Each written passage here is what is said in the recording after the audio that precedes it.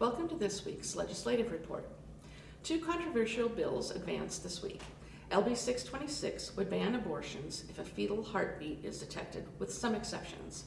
After 8 hours of debate and a successful cloture motion to cease debate, it advanced from the first round on Wednesday. LB 574 would prohibit gender-altering procedures on persons under age 19.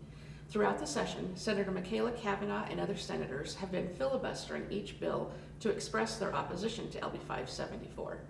Near the end of the 4 hours of debate that are required before a cloture vote can be taken on the second round, 3 motions were withdrawn by the opponents so that senators could vote on what some called a compromise amendment.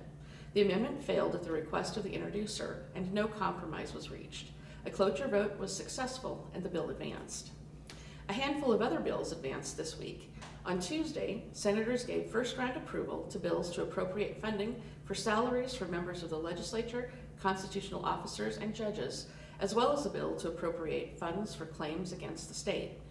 4 of the remaining budget bills have been designated as Speaker major proposals.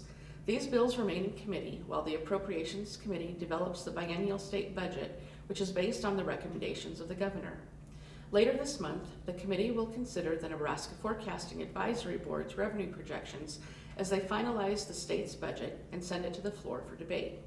Some of the major commitments included in the budget thus far are increased funding for health care and human services providers and building a new state prison. The mainline budget bills must be sent to the floor by the 70th day, which is May 2nd. LB 531 also advanced from the first round of debate. As introduced, it would enact cleanup language to the Economic Recovery Act that was adopted last year. It provides funding to North Omaha, South Omaha, and other communities that were disproportionately affected by the pandemic.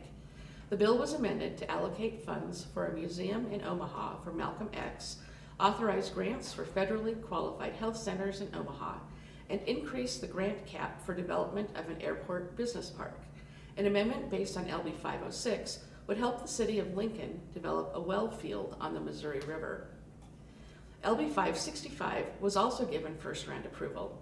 It would allocate grant funds to public power districts for engineering and modeling to help the state compete for one of 4 regional clean hydrogen hub designations. Several amendments were adopted, including a measure to give flexibility to the Department of Natural Resources to use alternative methods of contracting for surface and groundwater infrastructure projects. This could help facilitate large projects like the Perkins County Canal. Second round approval was given to the Opportunity Scholarship Act that would allow donors to scholarship funds for qualified private schools to receive income tax credits.